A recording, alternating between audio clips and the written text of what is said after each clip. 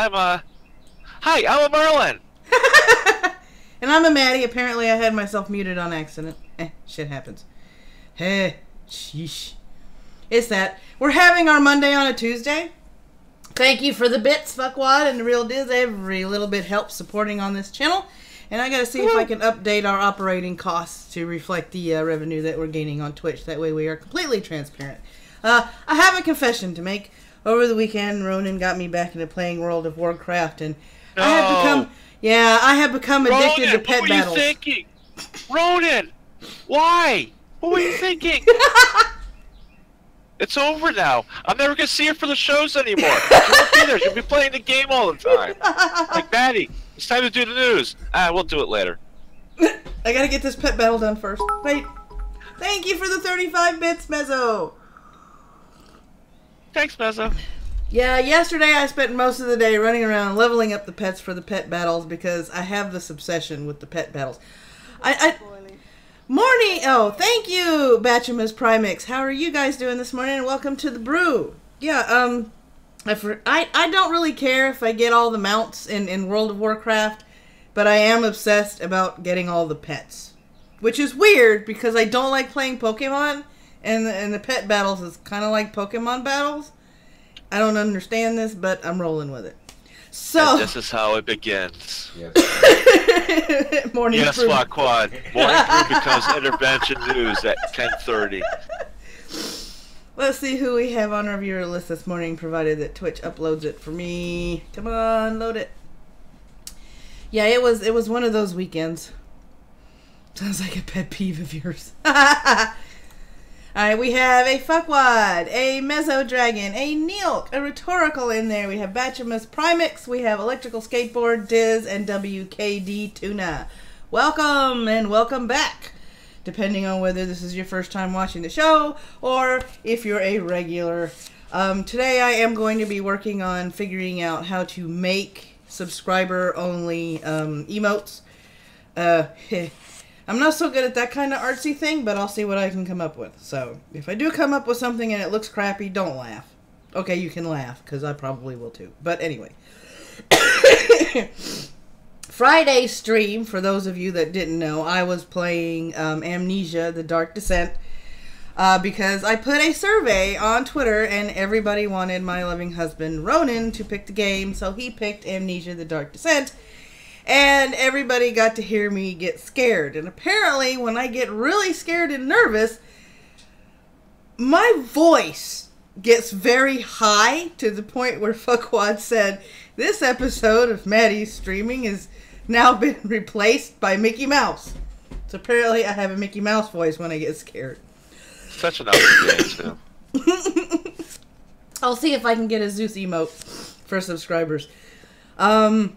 Yeah, Saturday taught me never to say I can't or I can't imagine myself ever doing that, because I have talked to other streamers online saying I don't know how people go 6, 8, 10 hours on a stream.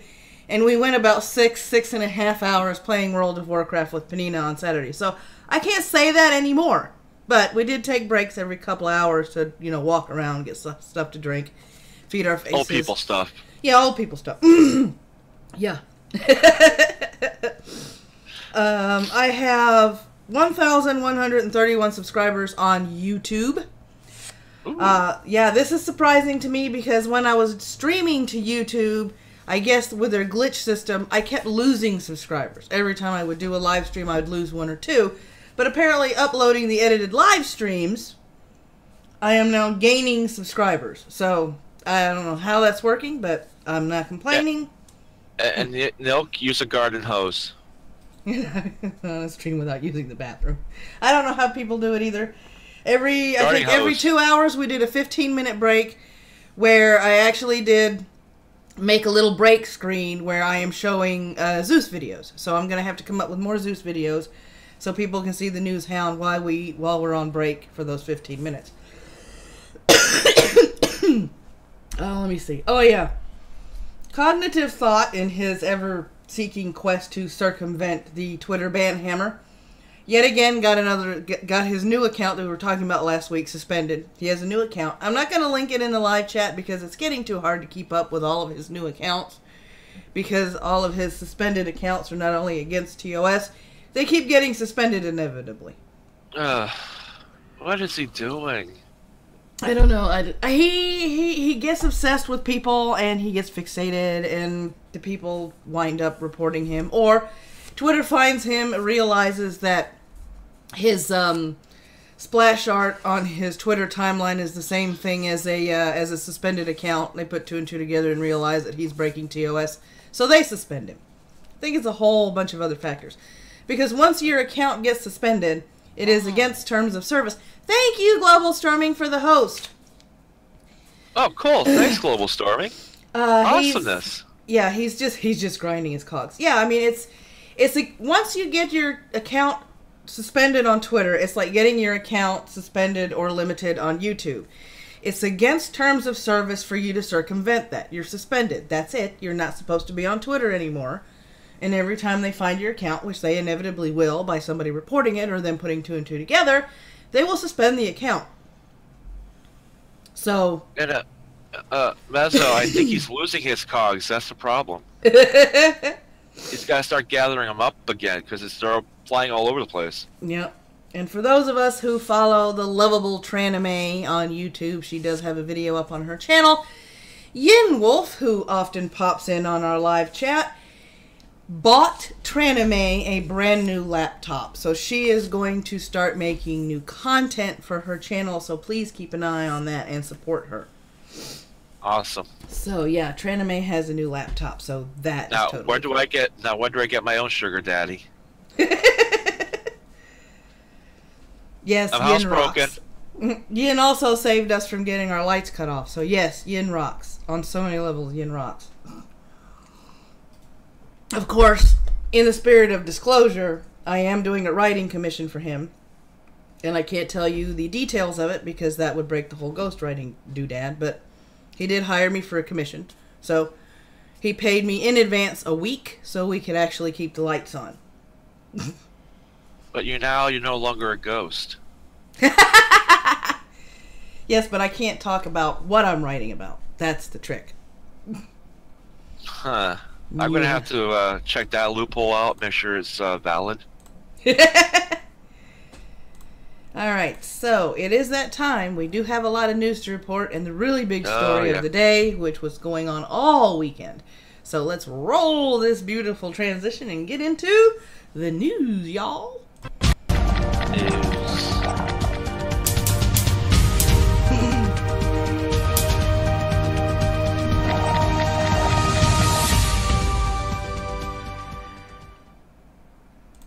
And that wonderful transition was brought to us by the incomparable Ericor. He does all kinds of animation stuff like that. Check him out, drop him a whisper, see what kind of rates he's doing. So, I can no longer say that this is the weather that we don't like, that this is the weather that we're stuck with, but this is actually the weather that we're looking forward to, at least until July and August. I'm not complaining. You're not complaining?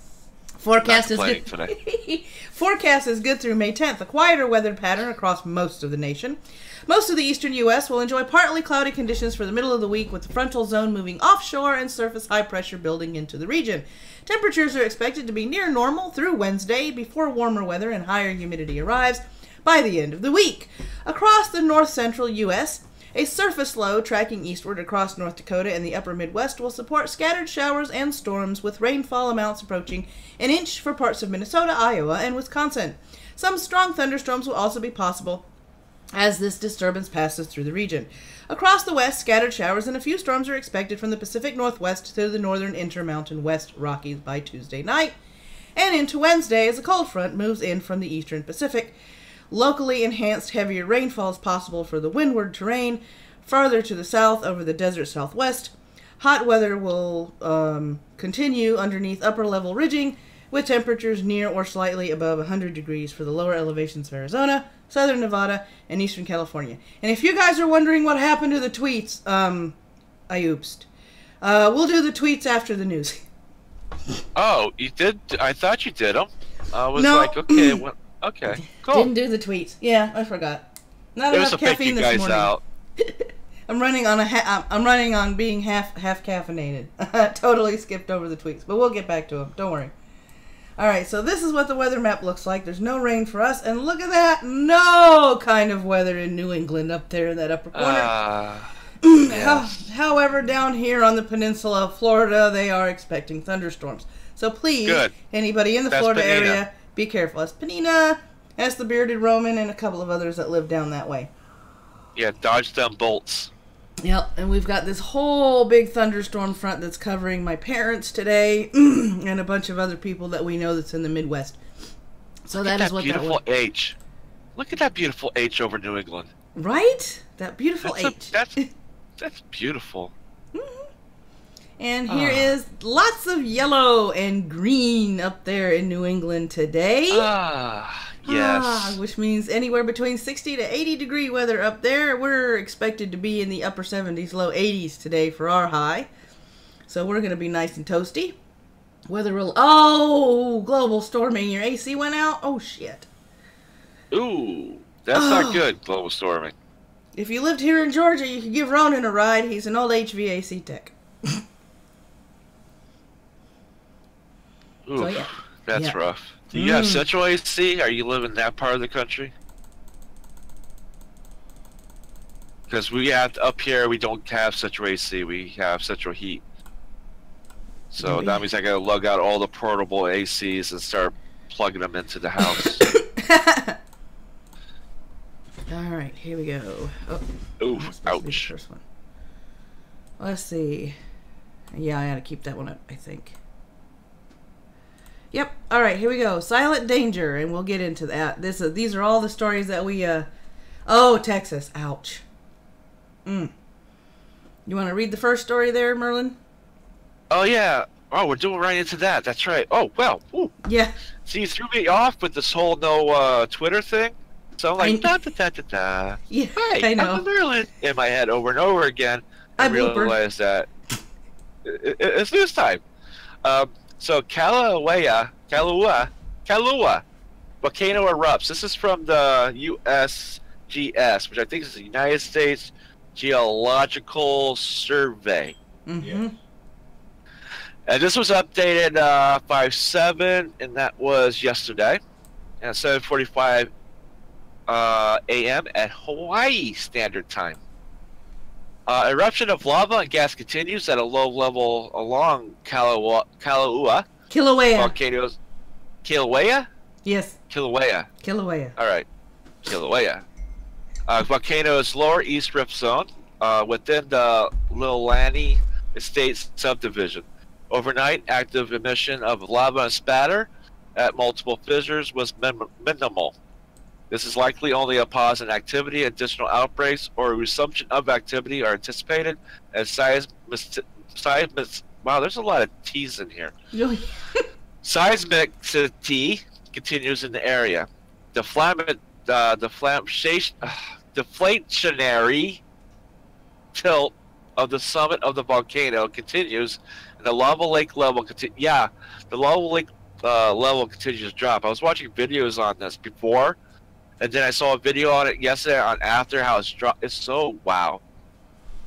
But anyway, there is no active lava in the POOO area.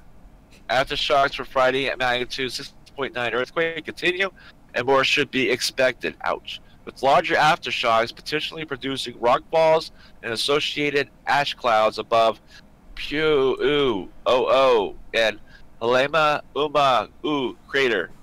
Seismicity at Kailua Summit. Kilauea. I love you, Merlin. What? Summit remains He out. wrote the story. I have nothing to do with it. He wrote the story. Did you see all the things I had to say? Good morning, Nutsville. Maddy-MWM crater. Seismicity. Kailua is whatever. USGS and HBO continues to monitor the situation 24/7.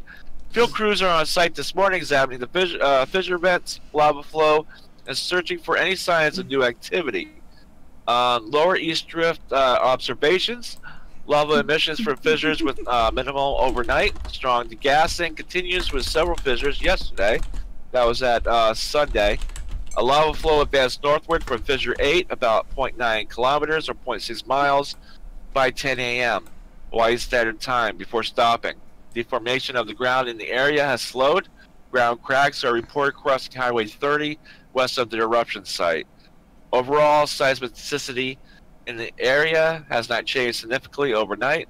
Earthquakes continue, and seismic stations nearest the fissure record seismicity likely related to ongoing rigorous degassing. So it's farting. That's what they're saying. It's farting. Here's the thermal map of the area. The volcano farts, y'all. It's farting. Look at the fart cloud. It's a fart, man. This thermal map clearly shows the flow spreading northward on the top from Fissure 8 during an overflight of the area. The black and white area is the extent of the thermal map. Temperatures in the thermal image is displayed as grayscale values, with the brightest pixels indicating the hottest areas. Whitish areas show the active lava flow. Gray linear features are the other fissures, numbered in red color, that have erupted thus far in the sequence. The thermal map was constructed by stitching many overlapping oblique thermal images collected by a handheld thermal camera during a helicopter overflight of the flow field.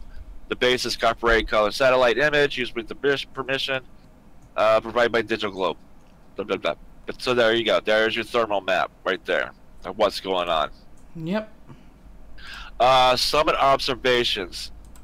Tilt meters, okay, at the summit continues to record a deflationary trend of the past week, and the summit level, in other words, the lava lake is dropping rapidly.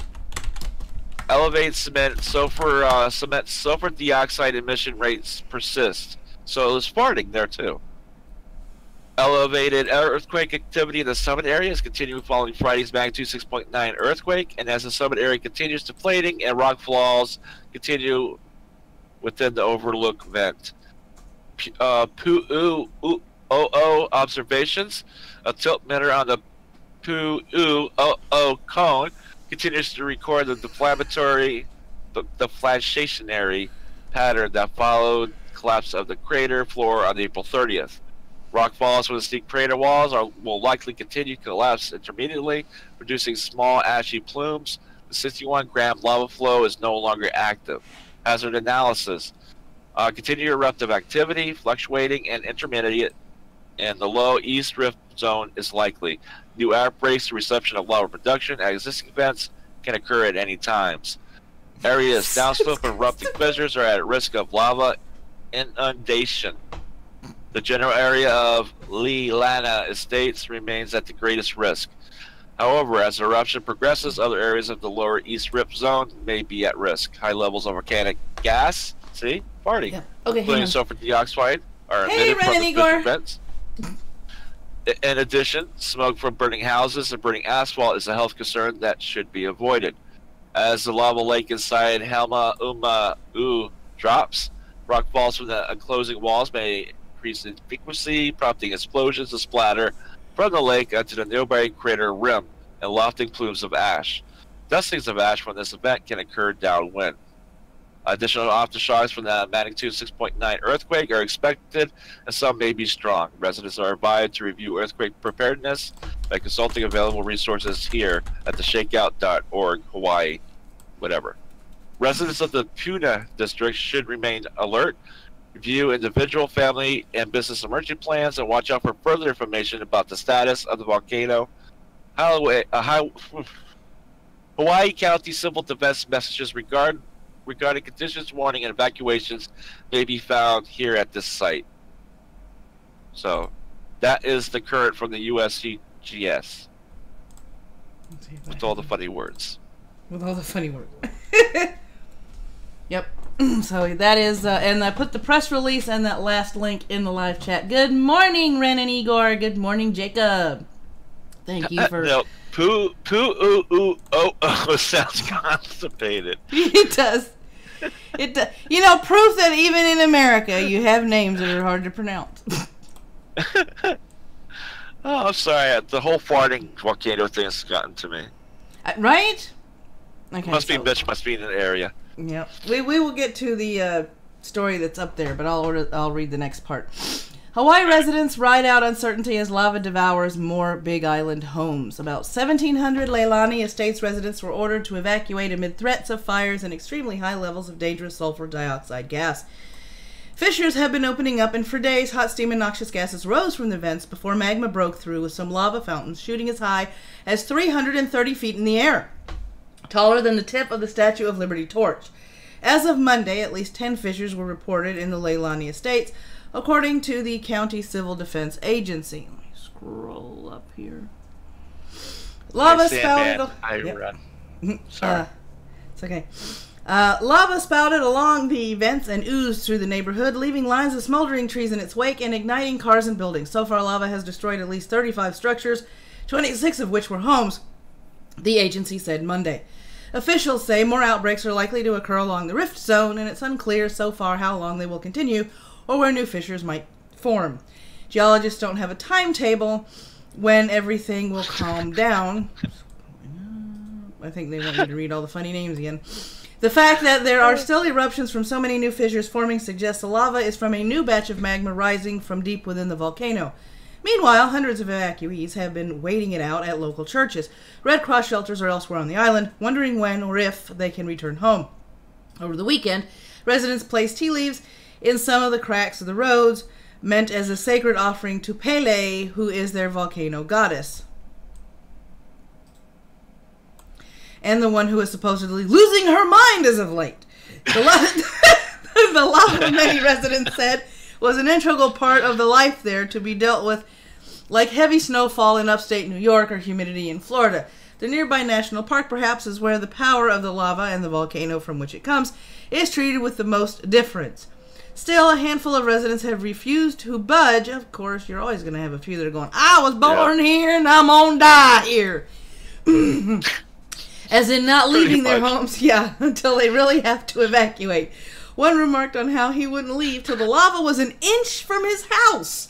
The County Civil Defense Agency on Sunday announced certain Leilani Estates residents could return briefly to their homes to retrieve pets, medicine, or important items left behind, but would need to leave immediately afterwards because of the very unstable conditions of air quality and of the roads. But on Monday, officials said no one would be able to return after all because conditions were too unstable. Let me see. They continue to urge residents to evacuate, given a triple whammy of threats: lava spewing forth from below, earthquakes, including the strongest to hit Hawaii in more than 4 decades, jolting the Big Island's residents, and noxious fumes in the air. Nearly 2,000 people on Hawaii's Big Island have been evacuated from homes after lava eruptions destroyed several homes. The real question is, anyone made roasted marshmallows to have a little silver lining from the destruction? I was wondering what you were laughing at. And also, Merlin, no problem saying Worcester, but po-o-o-o-o-o is a problem. Right? Because I would have a problem. Real quick, go ahead. No, I don't, not at all. But the real question is, has anyone made roasted marshmallows to have a little silver lining from the destruction? Well, they will smell like carbon dioxide and sulfur. So sulfur marshmallows, I'm not too sure that would smell good. In photo, man uses force to hold back lava and allow villagers to escape. Yeah, I have 2 points to say. First of all, when you evacuate, you leave your pets behind. What are you thinking? Mm-hmm. Like, really? You left your pets behind, but we have this all going on. They could be burnt to a crisp. Shows how much you care. And this man here is not what to do when taking photographs of approaching lava. Exactly. And here's about the smog, the volcanic smog, which they have so lovingly nicknamed VOG. Yep. So the farting continues. Yeah. So, there's another danger to this volcanic eruption, the silent and often unseen, that has been with Hawaiian residents and visitors forever in varying degrees, which is the VOG. Yeah, that's what they call in Hawaii, short for volcanic smog. It's not a killer in and of itself, but it has made tens of thousands sick over the years, feeling as if they had pneumonia or a horrible headache or bronchitis. For those with asthma or other respiratory conditions, it's worse. In most of Hawaii, most of the time, there is no fog. People can't breathe easy. But the winds are unfavorable. Fog can spread far from the volcano on the Big Island to affect people as far away as Oahu Oahu. Oahu. Oahu. Well, Oahu, 200 miles to the northwest, as it did in 2008 and 16. The original source of fog is a sulfur dioxide now spewing from the fissures and beds near Kilauea, right? Kilauea. Once it's spewed out that the sulfur dioxide reacts in the atmosphere with sunlight, oxygen, and other gases. The result is a form of air pollution not unlike the given off by sulfurous coal-burning power plants. Where fog goes depends on the wind. When Hawaii's famous trade winds are active, it can be dispersed out to sea. When trade winds are light or disappear altogether, the sulfur dioxide sort of pancakes out from the fissure. Fog, which mainly consists of water vapor, carbon dioxide, and sulfur dioxide, can appear as hazy air pollution. It also contains several other compounds such as hydrogen sulfide, hydrogen fluoride, and carbon monoxide. All yummy. All which are harmful to people according to the Geological Service. However, the three primary gases, sulfur dioxide, which is the acrid smell reminiscent of fireworks or a burning match, is a chief gas hazard in Hawaii. The service reported. According to the Hawaii Interagency Fog Information Dashboard, short-term symptoms can include eye, nose, throat, and skin irritation, coughing and phlegm, chest tightness and shortness of breath, increased susceptibility to respiratory ailments, and in some cases fatigue and dizziness. Exposure is especially dangerous for people who have respiratory conditions such as asthma or emphysema because they are most sensitive to the effects of fog. The gas, of course, is far worse when coming from the fissures. Breathing in gas for even a short period of time can lead to long-term irritation and damage to a person's nasal passages, throat, and even lungs and breathing tubes. So what about using gas masks? Well, gas masks need to be properly fitted and equipped with the right cartridges to filter gas, and even before purchasing a high-quality mask, people should still take a lung function test to ensure their lungs are sufficiently robust and healthy. Don't use the cheap dust particle mask or don't use the cheap dust cold mask or dang it or any other mask that from a hardware store. The best piece of advice though would be not to be around where the farting is the strongest. Just saying. Yeah, no kidding. I mean, you know, it is kind of common sense. Rhetorical entertainment, silent but deadly. I was always told that sulfuric gas smelled like rotten eggs. Yeah, it does. I guess this must be worse than eggs. Back to Man with the Force. Here we go. And see, as I was producing this show, I noticed something. You know, something that doesn't happen very often, if at all, on this show, because we tend to try and avoid some news outlets. Why CNN? Yeah. You found this on CNN, dude. The Can't News Network. They actually reported this article as fact. Wow. It's unbelievable. But I will claim stupidity for this story. I guess even a broken clock is right twice a day. Alright. People have tried to stop lava from flowing. This is why they failed. Because they're stupid. Duh. They're stupid. Once the fissures open and the hot stuff starts flowing, it's best not to fight nature. Well, duh. The flows cannot be stopped, but the people have tried in the past, said Benjamin Andrews, director of the Global Volcanism Program at the Smithsonian Nation Museum of Natural History. Flows can and have been diverted, though. The most famous example Andrews cites was in 1973 in Eldfell. The Eldfell volcano exploded on High May, a small island in Iceland. In other cases, bombs were used in attempts to divert lava flow, but that didn't work. Really? Nah. Andrews said there were several challenges with stopping the lava flow. For starters, lava is dense. Durr. It may flow like sticky syrup, but is more dense than cement, he said. This means there's no point in putting up Jersey walls in front of a flow because the lava will bulldoze them out of the way. Some thought to spray the lava flow with water, hoping it'll cool and freeze the flow. Wow, brainiacs. Nope, the extreme heat behind the crust, which is still molten, will allow the flow to continue. Andrews did say that flows can be diverted, but then there's the problem of where the diverted lava goes. The lava has flowed. The damage is done. Now there's getting rid of the rock that's left from the flow. In most cases, the rock is left in place, Andrew said, because the volume of rock and the effort required to break it apart and remove it is generally cost prohibitive. In other words, it's expensive as fuck. Yeah. But sometimes it needs to be done, like in October 2014, when the Kilauea volcano erupted, lava crossed a major road called Cemetery Road. According to County of Hawaii Public Works Department, crews removed the lava. Here we go. Let me see. That blocked the roadway, and a restoration project began. The solidified lava became an attraction for a while. The project to remove the lava and restore Cemetery Road began in October 2015 and was completed in December 2015. The project, Public Works said, was completed within the $150,000 budget.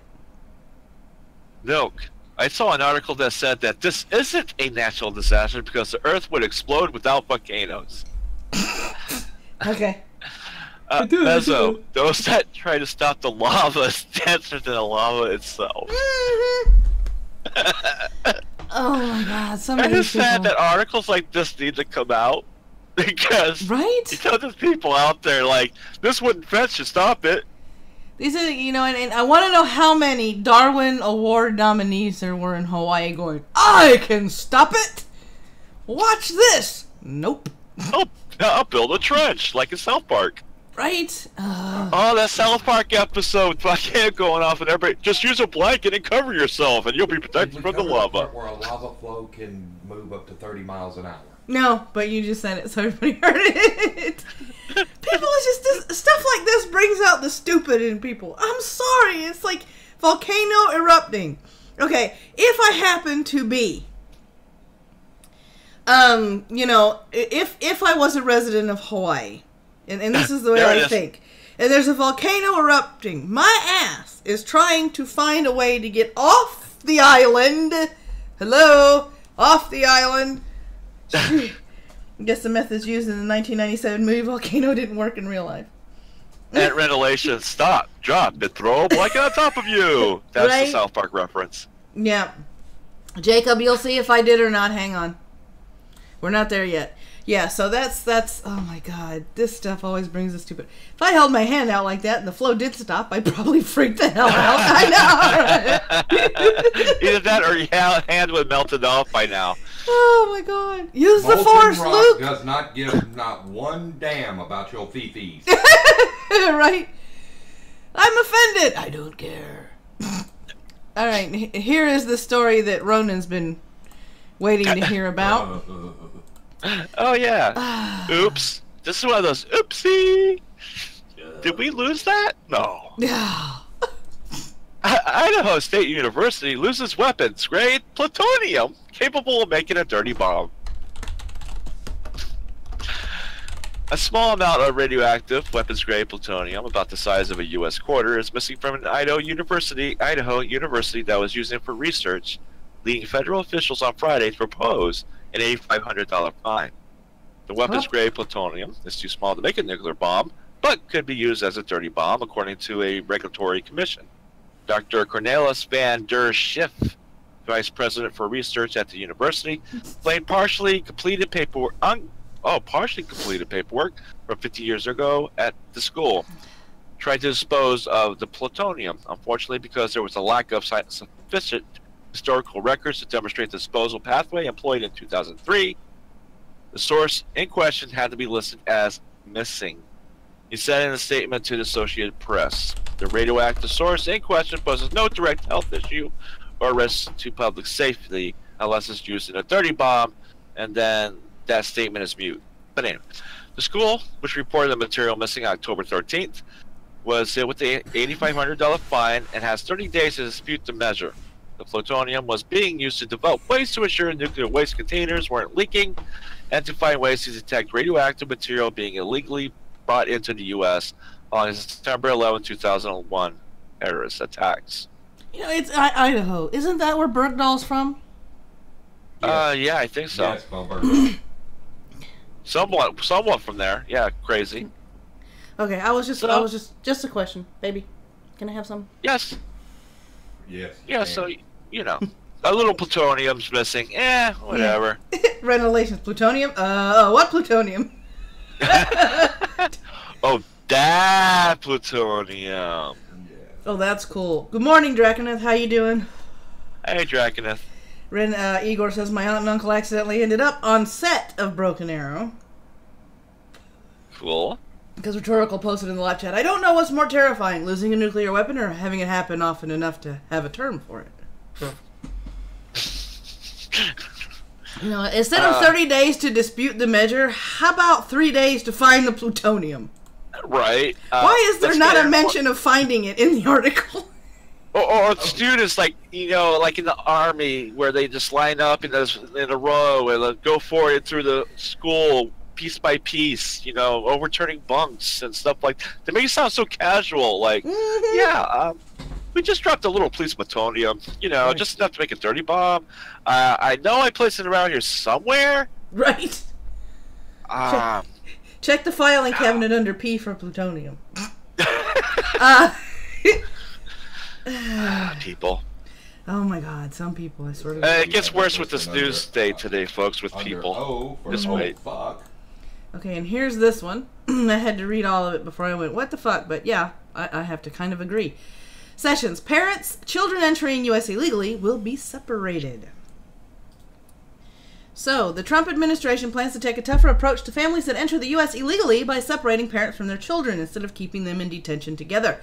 If you are smuggling a child, then we will prosecute you and that child will be separated from you as required by law, Attorney General Jeff Sessions said Monday at a law enforcement conference in Scottsdale, Arizona.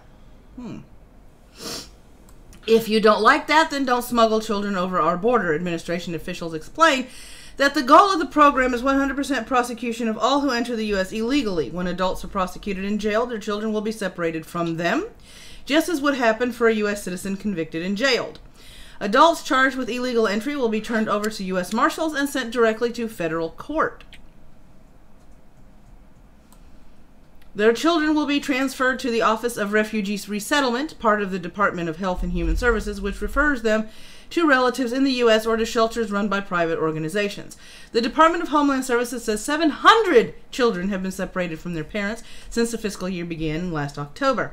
A first conviction for illegal entry carries a maximum jail term of 6 months. Last week, he sent 35 federal prosecutors to the Southwest. Scrolling up.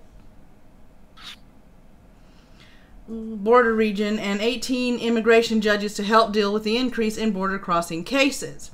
The new approach applies only to people arrested for attempting to enter the U.S. illegally. The children of adults who present themselves at a designated port of entry and seek asylum will not be separated from their parents, administration officials said. Opponents of the tougher enforcement policy strongly condemn the new approach. This administration is sent on tearing families apart, detaining immigrants without justification, said Vedant Patel of the Democratic National Committee, who can take his statement and shove it where the sun don't shine. Yeah. Okay. Because he missed the whole report of being illegally crossing over, breaking federal U.S. law, all that stuff, just right over his head. Well, I mean, it's these people come here illegally, and they want to be treated like United States citizens. Okay, so you come here, you drag your child these thousands of miles it takes for you to cross this border illegally, whether in the back of an 18-wheeler's trailer or you're walking across this you're smuggling your children over is basically what you're doing. You're breaking the law when you cross over here illegally, and then you're not expecting us to do what we do to American citizens when they commit crimes in this country, and that is take your children away from you. Hey, they want to be Americans, right? So we're doing it the American way. Mm-hmm. Welcome to America. Yep. I mean, that's just... This whole narrative needs to stop with the Democrats, because they, you're breaking the law, all right? That's the bottom line. There's no way around that. Once they cross that border, they have broken the law. Yeah. And now that you're smuggling kids across the border, that's probably another charge somewhere along the line. Oh, yeah, it is. Rhetorical Entertainment says, and endangering their kids in the process. Yep. And not only breaking international law, because under the statutes, it's actually human trafficking. Mm-hmm. Yeah, there you go. Mm-hmm. So there you go. It could be more than 6 months in prison. So yeah. And then you get kicked back over to Mexico. Oh yeah. Fuck what? Democrats think they can ignore laws they don't like. Yeah, that's pretty much what they're trying to do. Pretty much. Rhetorical's still on his rant from this morning. Democrats on that front that tells you mashed cauliflower is good as mashed potatoes. Which they aren't. Yeah. It was like when I was married to my second husband and all these illegal immigrants decided that they were going to walk off the job to protest that they weren't being treated fairly wage-wise and all that stuff where they work. Fired? My second husband looked at me and goes, "What do you think?" I said, "Well, they want to be treated like Americans, right? What would happen if you walked off the job without notice? Would you have a job when you walked back in? No, there you go." Yeah, there you go. Welcome to America. Mm-hmm. Yes, but these people aren't going to give up that cheap help. Mm-hmm. Problem with So, construction. this time, keep the Democrats out of the way. Let the justice system does it work, and maybe we'll start winning the war and keeping these people home where they belong, unless they come the right way. Yeah. It's even sad. Even if you come up to the checkpoint, like, I'm claiming asylum I'm claiming asylum. Okay, we'll take you in. Mm-hmm. Start the paperwork. Yep. I said right there. If you follow the law, we'll take care of you. If you don't, guess what? Ah! Yeah, exactly. It's hurting my brain. I know. Oh, I know. All right. Iraq's displaced is forgotten in elections. In Camp 7 in the western Anbar province, not a single campaign poster can be seen appealing to those who have the right to cast their ballot at the parliamentary vote on May 12th. The rows of UN tents are part of the 9 sprawling encampments in the region, housing thousands of people who fled the devastating fight against the Islamic State group. Some 5 months ago, after the Iraqi government declared victory over the jihadists, they remained stuck in the desert camp, and apparently ignored by the country's politicians. For many of the residents, the disinterest shown by the election candidates is mirrored by their own antipathy to those running. Going into the polls, Iraq is just only starting to recover from the years of IS dominance over swaths of the country and punishing fight to end it. Out of the total displaced population of around 2 million, some 285,000 are registered to vote, according to the Electoral Commission. 166 polling stations are being installed in 70 displaced camps, spread across 8 of the country's 18 provinces. In a bid to encourage displaced to vote, election officials say identification requirements have been eased for those in the camp. Many are afraid of finding themselves in a difficult situation because they have done nothing to help the return of the displaced. One candidate running on a list for Prime Minister, Haidar al-Abadi's Shiite-dominated Victory Alliance in Samarra, north of Baghdad, is blunt in explaining why he has stayed away from the 2 nearby camps. We have not put any posters and did not move around there because most families are Daesh, alleges Jazam al-Jabora, whatever, uses an Arabic term for ICE, or is, for is. Elsewhere in the country, some have made an effort to try to represent the interests of the displaced. Abdel Bari Abbas fled his home in the west of the formal Isjan of Mosul and is now standing as a candidate. The promise will not be solved without us, and I promise myself that even if I am elected, my family and I will stay in the camps. So yeah, displaced people want to vote too, or not vote. I'm not sure what they want to do. I think they want to vote, but they're finding it disconcerting that, they're not getting any of the campaign advertisements, which is basically what posters are. Yeah. So, sad situation. I mean, think of Syria. Think of all those refugees and how many are, well, there's never a free vote in Syria, never mind. I was just kidding. But here, though, but then, again, we're talking about Iraq, so I'm not sure they're actually that free. Yeah. But either way, it sucks that your life gets so depleted. You don't even think about voting when you're displaced. Simple things like that. You're too busy trying to survive to worry about voting. Yeah, exactly. Who's going to save what about saving my ass, And the stupidity reaches its peak. Here we go. Another Darwin Award nominee. Man mauled to death while trying to take a selfie with a bear. A man trying to take a selfie with an injured bear was mauled to death in India on Wednesday, the latest in a string of selfie-related fatalities in the country. The victim, Prabhu Bhattara, was returning from a wedding in the Parsaguda area of the eastern Indian state of Odisha with several others when he stopped his car near a forest to attend to nature's call. He spotted an injured bear and tried to snap a selfie with the animal. Amateur footage was broadcast. Oh, God. Was broadcast by several Indian news networks. Oh, Jesus. Shows the victim being mauled by a bear while another person tries to ward off the animal using a stick. I have a stick. I have a stick. A stray dog can also be seen attacking the bear. The victim engaged in a fist-to-claw fight with the bear, manages to stand up briefly before being dragged down to the ground again. Yeah. The bystanders were busy shooting the incident on their mobile phones instead of trying to rescue him. Batara died on the spot. After killing Batara, the bear did not move from the side of the road. Batara's body was recovered only after the forest officials arrived and tranquilized the bear. Yep, fuck what. And the Darwin Award goes to... No. Sometimes something stupid isn't worth it. I know it's a serious thing because the man lost his life, but it was so comical. Yeah. I mean, one guy's with a stick, you have a dog, and everyone else is taking pictures all around. Don't worry, I have a stick. I get him in frame! I get him in frame! Yeah. Just take a selfie with a teddy bear. It would have been safer. An injured animal, especially a bear. We're talking about a bear who slept all season, gets up but has no coffee yet, and you get some jackass that goes and take a picture with you. Of course you're gonna be pissed and knock his head off. Yeah, you're gonna be a grizzly. Oh man! Oh, the stupidity. Yogi Bear said no photos. I know it's sad, but this just made my day. Don't give me a picnic basket. You don't get no selfie. You don't get... Oh, yeah, that story just made my whole day. Oh I my just God, like, oh god, this is just way too funny. And by the way, they have had since 2016, in a period of 6 months, in India, they had like 74 selfie deaths. Yeah. So think about how many this year. Well, we know there's one right here. How many Darwin Award winners? Rhetorical. Maybe he had a picnic basket. Okay, and the last story isn't as great as the last. Yeah, the last story is about a bitch. I'm allowed to say bitch, right? Yes. Okay. Yeah, last story is about a bitch. Washington nurse arrested for infecting patients with hepatitis C.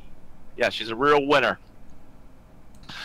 A Washington nurse accused of infecting at least 2 patients with hepatitis C was arrested last week. Cora Webberg, 31, could face second-degree assault charges as prosecutors claim she stole injectable drugs from Puyallups Good Samaritan Hospital, where she worked. Good Samaritan and local and state health department officials have conducted a thorough investigation and determined that one of our nurses was removing higher than normal amounts of narcotics from our dispensing system and admitted to diverting medications intended for patients. The multi-care health system admitted. Oh my goodness! Hold on, rewind. My tongue just fell out. All right, I'm gonna try that again. Okay. Determined that one of our nurses was removing higher than normal amounts of narcotics from a dispensing system and admitted to diverting medications intended for patients, the multi-care health system said in a safety alert last week. The hospital system said it informed 2 patients treated in summer 2017 by the nurse that they were infected with the disease while at the hospital. Multi-care health systems encourage people who visit the emergency room between August 2017 and March to be tested. Puyallup police said Werberg, who has hepatitis C, intentionally contaminated medicine or another substance with her own blood. However, Good Samaritan Hospital workers previously was, quote-unquote, surprised to learn she had the virus after she took the test in March. Mm-hmm. Werberg's attorney, Brian Hirschman, said there is no connection between the outbreak and the nurse. They need to have a scapegoat, Hirschman said, speaking at the hospital. And they need to have a scapegoat. Once again, Hirschman speaking of the hospital. So that what they know is they're facing civil litigation, and they've got to find a scapegoat. What better person than someone who has got some narcotics issues, right? and also who has hepatitis C. The Tacoma Paris County Health Department has established a link between the viruses both patients contracted while at the hospital. However, health investigators were unable to conclusively find a genetic link between Werberg and the patients. She also reportedly said her exposure to hepatitis C was not strong enough for her to be able to infect other people. What? What? It's hepatitis C! She was reportedly said her exposure to hepatitis C was not strong enough for her to be able to affect other people. Sorry. Huh. According to Multicare, hepatitis C affects the liver when the virus enters a person's system, usually through exposure to an affected person's blood. It is typically transmitted through the sharing of needles, according to the hospital, although most people do not experience symptoms. They can include vomiting, stomach aches, or yellow skin or eyes. Multicare promises to provide free treatment to anyone who was affected while receiving care at the hospital. With treatment, an affected person should be cured of hepatitis C. Yep. Say. Igor, and think this would normally be not a crime in Cali after their change in laws. It's just Hep C. Be proud of your disease, or some mind-numbing dumb quote. And rhetorical. Don't worry, it's just a little AIDS. Yeah, just a little AIDS. Don't worry, it's just a little AIDS. It's not enough so you'll notice. Just a little bit. Just a little bit. You're fine. Oh my God, these people. Alright, so we're going to go back to the welcome room and we're going to do our tweets. So we're going to switch back over here because tweets. Yeah, tweets. Because I screwed up. Yeah, because Maddie screwed up this time. I just screwed up the I spelling. bloopered, yo. I do that. Yeah. Let's see here. I'm trying to get one tweet to work and all of a sudden it's being a pain in the rumpus maximus. Because it is a historical tweet. So, let me see. As soon as we get this loaded. Yes. Here we go. It is. In history, Nazi Germany surrendered to Allied forces ending World War II in Europe. This is VE Day.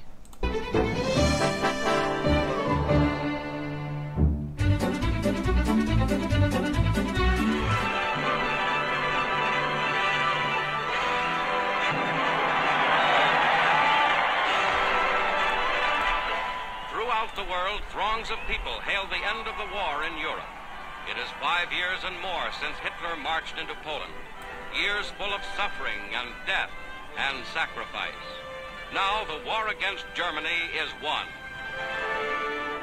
Historic pictures of the last days of the war in Europe show American and Russian troops as they joined at Torgau on the River Elbe, splitting German armies in two. United States General Reinhardt meets Red Army General Rusakov, a meeting that spelled out certain German defeat. Inside Germany itself, the Allies seized the famous stadium of Nuremberg, scene of countless Nazi Party rallies. In a symbolic gesture, American troops destroy the Nazi Party emblem.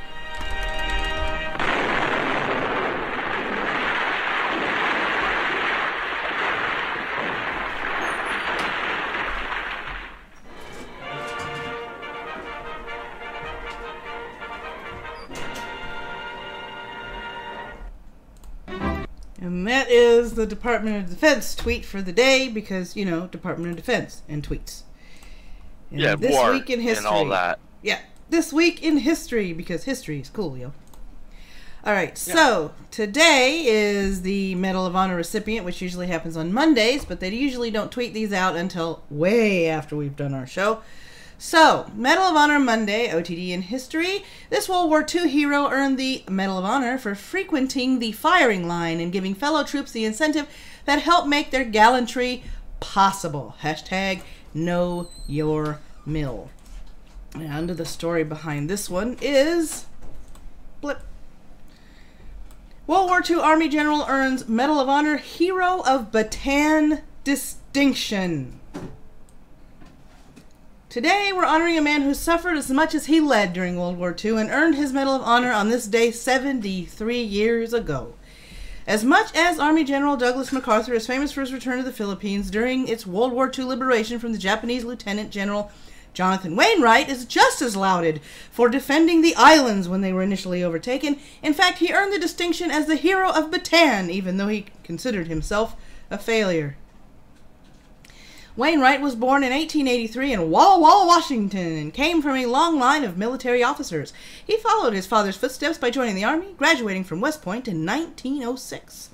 More than 30 years later, Wainwright was the 4th Army's commander in the Philippines at the dawn of the U.S. entry into World War II after the Pearl Harbor attacks. MacArthur, who was in charge of Pacific forces at the time, was forced to flee the Philippine capital of Manila ahead of a Japanese invasion. So early in 1942, Wainwright became senior field commander of U.S. and Philippine forces and was tasked with continuing the defense of the islands. The battle was hard fought and spanned several months, despite U.S. troops facing starvation, disease, and rough jungle conditions, as they had been cut off from supplies. Wainwright was authorized to continue the fight from the Bataan Peninsula, despite being advised to leave. Instead, he fought alongside his men, often visiting the front lines of battle. The Philippines officially fell to the Japanese on April 9, 1942, but Wainwright and thousands of others survived and escaped to Corregidor. Aha, I mispronounced something, and I know I did. The last Allied stronghold in the island chain, where they hid and dodged air bombardments for another month. Wainwright finally had to surrender the island to the enemy on May 6, 1942, and he and the remaining Allied troops were forced to join Bataan Death March survivors at prison camps in the Philippines and on other Japanese-held islands. Wainwright spent more than 2 years in a prisoner of war camp before it was liberated by Russian troops in August 1945. He was aboard the USS Missouri in September 1945 when the Japanese surrendered to the Americans. He then went back to the Philippines to be a witness to the surrender of the local Japanese commander. For his leadership during such a tumultuous time, Wainwright was given the Medal of Honor on May 7th, 1945. According to the citation, he frequented the firing line of his troops where his presence provided the example and incentive that helped make the gallant efforts of these men possible. His courage and resolution were vitally needed inspiration. Wainwright was also promoted to general, and he received a hero's welcome when he returned to the United States. After war, Wainwright took command of the 4th Army at Fort Sam Houston, Texas, before retiring from active duty in August 1947. He died in 1953 and was buried in Arlington National Cemetery. He was 70 years old. On January 1st, 1961, Ladd Air Force Base near Fairbanks, Alaska, which initially was an Army base during World War II, was returned to Army control and renamed Fort Wainwright in the General's honor. Thank you, General Wainwright, for your leadership and devotion to the cause. More than MacArthur out there in the Philippines. And yeah, cool. Very What cool. was that? What was that? What was that? Nothing. I didn't say anything. No. Wasn't talking about a showboater or whatsoever. No. Not arriving after, everything was. Anyway, yeah. Right. Also, Department of State tweet today announces a presidential delegation to the State of Israel to attend the opening of the embassy in Jerusalem, Israel, on May 14th. Deputy Secretary of State John Sullivan will lead the official delegation. So that's what's going on May 14th. They are officially declaring Jerusalem the capital of Israel. Didn't they do that already? Well, they're making it official by doing, they have to do the pomp and circumstance thingy. Right, they got to put the bodies there. And the little flags and all that stuff. I gotcha. Yep. Out of the Justice Department, former Atlanta police sergeant sentenced to prison for using excessive force and obstructing investigation. And you bet your ass I'm going to read that. Yep. It's out of Georgia. All right. Here we go. Somebody was a bad boy. Very bad boy. Federal District Judge Steve C. Jones today sentenced Trevor King, 50, a former sergeant with the Atlanta Police Department, to 5 years in prison for using excessive force when he arrested Walmart shopper who the officer wrongfully suspected of shoplifting a tomato and for writing a false report about the incident in an effort to cover up his crime. King was convicted on December 8, 2017, following a jury trial. Acting Assistant Attorney General John Gore, U.S. Attorney Byung J. B.J. Pack, and David J. LaValle, Special Agent in charge of FBI Atlanta, made the announcement. The defendant abused his authority as a police sergeant when he used a baton to brutally assault an innocent man and wrote a false report to cover up his crime, said Acting Assistant Attorney General John Gore for the Civil Rights Division. The sentence reflects the department's commitment to prosecuting official misconduct cases and sends a strong message that any abuse of power will not be tolerated. King was punished today for willfully violating the Constitution by misusing his power to violently assault and injure an innocent man, said U.S. Attorney Byung J. pack. To make matters worse, he wrote a false incident report in an attempt to make the victim sound like the aggressor. King's egregious misconduct is an affront to law enforcement officers who serve honorably and uphold their oath of office with integrity. It is our duty in the FBI to uphold our Constitution and laws which prohibit law enforcement officers from willfully using excessive force against non-resistant subjects, said David J. LaValle, special agent in charge of FBI Atlanta. Sergeant King should have respected his authority like the vast majority of his fellow law enforcement officers who serve and protect. According to evidence presented during King's trial on the evening of October 13, 2014, the victim, Tyrone Carnegie, was grocery shopping to downtown Atlanta Walmart store. After purchasing groceries, Carnegie returned to the produce aisle to weigh a tomato for which he believed he'd been overcharged. Former Sergeant King saw Carnegie on the store's security monitor weighing the tomato and then walking out of the store after placing the tomato into a bag. Suspecting that Carnegie was stealing the tomato, King withdrew his asp baton and stopped Carnegie at the store's exit door. Within seconds of the stop, King began to strike Carnegie on his legs with the metal baton. After several blows, Carnegie fell to the floor. As he lay on the floor, King delivered a final baton strike, causing a compound fracture to Carnegie's leg. After the assault, King found a receipt in Carnegie's pocket for the groceries he had purchased, including the tomato. King charged Carnegie with misdemeanor offenses for allegedly assaulting and obstructing a police officer and authorized a false police report justifying the beating. In that report, King claimed that Carnegie had attempted to push past King and reached for King's gun belt before King delivered the baton strikes. Following surgery for his broken leg, Carnegie was transported from the hospital to Fulton County Jail, where he was held for several days before being released. The Fulton County District Attorney's Office later dismissed the charges against him. When King is released from prison, he will be under federal supervision for 3 years. This case was investigated by the Atlanta Division of the Federal Bureau of Investigation and was prosecuted by U.S. State's Attorney Brent Allen Gray and trial attorney Sanjay Patel of the Civil Rights Division. It was a tomato. Yeah. And he paid for it. Yeah, exactly. And what? His leg got in the way of his baton? Oh, I'm swinging my baton. Better watch your leg. Right? Oh, my God. And the guys in the chat room right now are discussing about knowing people like the 6 degrees of bacon. Like 6 degrees of a war hero. So that's all right, pretty and cool. Yep, the last tweet is out of Grand Teton National Park, Wyoming. Words can't describe the sheer beauty, and no, they are correct. They are and completely there's no volcano. No, no volcano. And as wow, today's a Monday for me. Yeah, today's our Monday. Rhetorical goes, cops don't do well in prison. They don't. Nope, they don't. They do not. And that means now we can continue with the rest of the story. Ha ha ha ha ha. Oh, there's more? Mm-hmm. We gotta do our affiliates and shout outs and stuff. So here we go. Oh, yeah. Oh, you screwed me all up.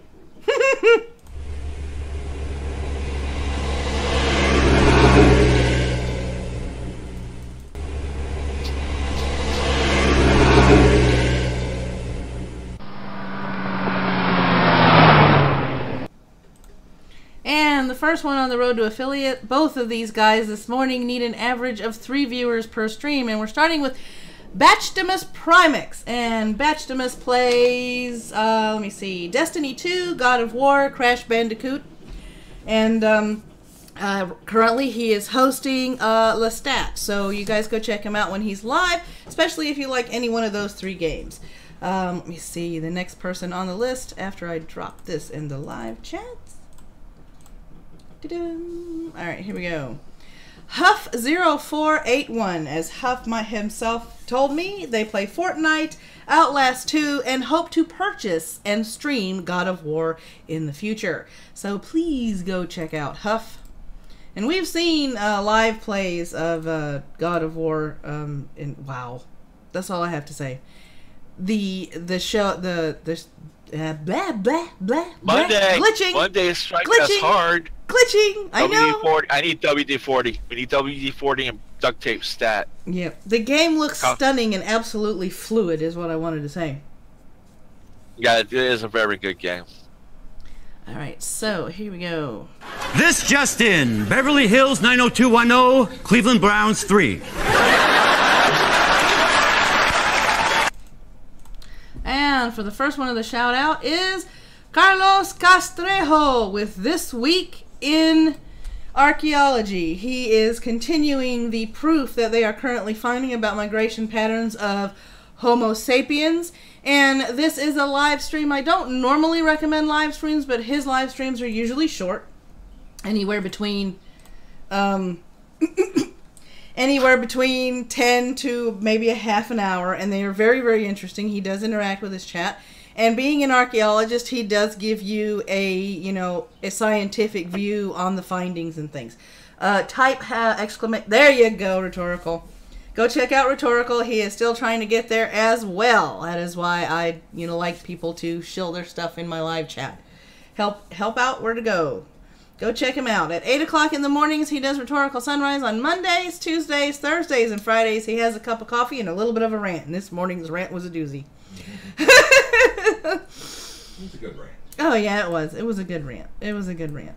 All right, let me see. Scrolling down, yep, it says, finger fossil shows humans went east of Africa earlier than thought, is the particular topic of the stream. And it was we were listening to it this morning. We found it very, very interesting. So go check out Castrejo. You will not be disappointed. Next one on the list. Midnight's Edge, Star Wars Episode 9, possible plot details leak. Heavy spoilers, guys. There may be a plot leak. Yes, we watched this, and I am not going to spoil the video for you guys. No, you can spoil it. Yeah. Really? Star Wars Episode 9? Oh, yeah. Shoot. Hey, Igor, type exclamation shill so everybody knows what your Twitch channel is. So, what's this one about? The Star Wars one? Episode, I don't want to say because it will spoil it. No, spoil it, please. I'm sorry. I'm sure there's other people. See? Draconith, spoil it. 8 was cancer. Episode 9. 9! You gotta type exclamation point and shill without the stuff in front of it, Igor. Don't worry, Nightbot will get there. Episode 9 is about them having to rescue, some of the rebels are not sure why they're rebels, and something about a Rey love child with somebody, and then rescuing a female who is strong, independent, and doesn't seem to have any flaws. Oh, so it seems social justice warrior. Yeah, it sounds like a second Mary Sue. Yeah, this is death. Yeah, Total they death. have destroyed my childhood and Star Wars. Destroyed it. They kicked me in the face. They stabbed me in the back. They ran me over. They prodded me where they shouldn't have prodded me, and everything else. Yep. The third one. If you guys like Simon's Cat, you will not be disappointed in this particular video. It is absolutely cute, and if you have cats, you will relate. Talking about old Simon's Cat taking his own sweet time, getting his food, even at feeding time. Being a little bit... Oh, yeah. Yep, having a little bit of an attitude.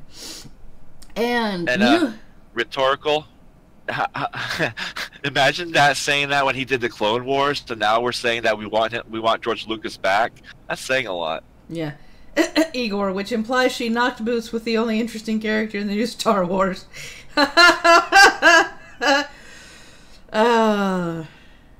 Yes. Jokes and memes will continue. Mm-hmm. Misa thinky the prequels were more good than current movies, betcha. First of all, Rhetorical, I am going to punch you in the face. And secondly, yes, I agree. And the last one is from our own Tranime, simply titled Voice, and otherwise titled How to Tranny, for those that are transsexuals that are transitioning, how to train your voice if you're going male to female in order to, properly train your voice for a higher octave. And there's a lot of good advice in there, so go check her out. And it's kind of funny how she explains some of the stuff, but it's a really good video, so go check her out. She's almost to 1,000, guys. Take a look at that. She's almost to 1,000 subscribers. So she is getting there. And last, Roger. Yep, this isn't a road to affiliate per se, But if you guys can go over and give HitScan Gaming a little bit of love, and I'm probably going to raid him as soon as the stream is over, he's doing a 24-hour charity stream for sick kids. Aw. So be aware that I'm probably going to be raiding him after the show. So if you guys want to go over there, just follow the raid on over and see what he's up to as far as the charity stream is concerned. He is raising money. I think he's been doing this since last night. So I don't know exactly when it's going to end, but any and all support is always welcome, and it's for the children. What's this game again? I don't know what game he's playing. Golf with your friends. Apparently it's a putt-putt video game. Oh. Okay. So let me see what we got for the Humble Bundle. What we got for the Humble Bundle. Yay! Humble... never mind. Alright, for those of you that subscribe for $12 a month, you get to redeem on blizzardbattle.net 10% off the store. You get to support charity, and you get $100+ in games each month. You can pay early. Let's see what the subscription is. Over here. Here it is. Yeah, the Kerbal Space Program, running with rifles. What the... Ooh. It's always fun. I'm going to have to take a look at that. Moon Hunters. Yep, there's a space program. Dead Rising 4, Ruiner. Crazy Machines 3, Jalopy, Playgrounds, Nightclub, they've added some. And Unlock Destiny 2. So there is that. And starting June 1st, if you sign up for a $12 a month subscription, for every subscription that you do through our affiliate link, they kick us $10. Wow. Yeah, Well, that's what they're doing this month. So, as I find that link, there we go. So, like I said, $12 kicks us 10. So there we are. There's that link in the chat right there. The next bundle is the pulp. I keep wanting to say pulp when it's pop. Pop Culture Survival Guide, which includes. I'm telling you, man. I'm telling you, man. Let me see. For $1 or more, you get Pride and Prejudice and Zombies, Broetry, Last Call at the Nightshade Lounge, Night of the Living Trekkies, Bedbugs, Mysterio's Encyclopedia of Magic. For $8 or more, you also get Pride, Prejudice, and Zombies, Dreadfully Ever After, the Encyclopedia Shatnerica. Christopher Walken A to Z, Geek Wisdom, Geek's Guide to Dating, How to Survive a Horror Movie, the Sherlock Holmes Handbook, $15 or more gets you above, and the League of Regrettable Superheroes, the Legion of Regrettable Supervillains, the Big Bad Book of Bill Murray, Horror Store, Resurrectionist, 10 Dead Comedians, Secret Lives of Great Filmmakers, and Princesses Behaving Badly. Huh. And the link for that is right there. Very interesting. Yep. So, yeah, go check those out if you like the pop. There I go again.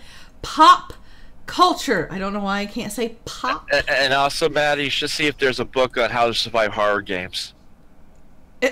I know, right? You need to look that up and see if there is one. Also, don't forget to go to the website, which is MWM. Let me put it over here. We're getting there. Yep. MWMmedia.com, or you can submit any news stories. You can come into our server and put it into our stories that needed for research. As a matter of fact, this Thursday, the Coffee Talk is going to be all about the conservative and Second Amendment, pro-Second Amendment students over at the Parkland shooting. Oh, yeah, that's right. That's going to be this Thursday at 7 p.m. Eastern Standard Time. We're going to see if we can get Panina on the show, because Panina has been giving Merlin a lot of information as of late. She's the one that was giving him the report that this kid wrote and everything. So if you guys want to check that out. Preston. Yep. Yeah, basically going to be we're going to Kyle Koshoff. He's a pro Second Amendment conservative on about how he's getting railroaded. We're going to list all the things that happened wrong with the shooting, and it's a list full. And that's going to lead to talking about Kenneth Press's report, bombshell. Oh my goodness, report, and how the mainstream media is not going to cover it because it exposes corruption. Oh my. Oh. The other things I'm going to be up to today is I am going to be working on Yin Wolf's writing commission, and also too I am going to be seeing if I can add to the blog to update the blog, and see if I can actually integrate the blog and the website just a little bit more and add a page to the blog with the streaming schedules of everybody I usually shout out, because I'm quite frankly I'm getting tired of repeating myself. But listen, that's 1 p.m. Central, 2 p.m. Eastern time, right, Igor? If you guys do have a scheduled stream, go to our newsroom category. You can't miss it. It says live stream schedules. Put in your Twitch link or your YouTube link, the days that you stream, the days that you stream, and what your topics usually are when you stream. And I will add those to the schedule. And also in the live chat today, if you want to join a killer, and I mean an absolutely killer Discord server that prides itself and stresses networking and helping other Twitch channels grow, click on that Discord link and join Team Spock. They do everything they possibly can to help your channel grow. They also encourage streamers to support one another, not just follow for follow, but watch the streams or lurk in the streams. That way, we can keep our numbers up and we can keep growing. The last time that I was on a stream for one of the major administrators of the Discord, I started out with 149 subscribers, and by the time we went to bed, he was still going. I had 157. Wow. Cool. Yes. So that is Team Spock. So click on that link and join in the Team Spock love if you're trying to grow your Twitch channel. And like I said, let me know of all your scheduled streams, and I will see if I can add that particular page to the blog and shout it out to everybody after the show. That way everybody knows all the scheduled streams that are going on during the week, so I don't have to keep repeating myself like a robot. But you sounding like a robot is fun. The list keeps getting longer. The list just keeps getting longer. I swear, I'm afraid that I'm going to wake up one morning and start writing down all the live streams, and there's like going to be 15 of them. Yeah, we won't be able to start the show until like 1 p.m. Right? So, yep, so that's all the stuff for today. Also, too, we are always looking for memes and GIFs and things of that nature, and you can usually link me. You know what kind of GIFs and stuff that we look for, so keep them clean, keep them funny, keep them brew related, and by brew I mean coffee or tea. And you can also do weekly memes. You can submit those through the Discord or my Twitter. My DMs are always open. You will get credit for your submissions, and you will be able to see them on the show. So, yep, on that note, my friends, may your coffee ever flow, may your caffeine be ever strong, and may you have a totally terrific Tuesday. And don't forget to catch Ren at 2 p.m. Eastern Standard Time. Hi, I'm a Merlin. Bye.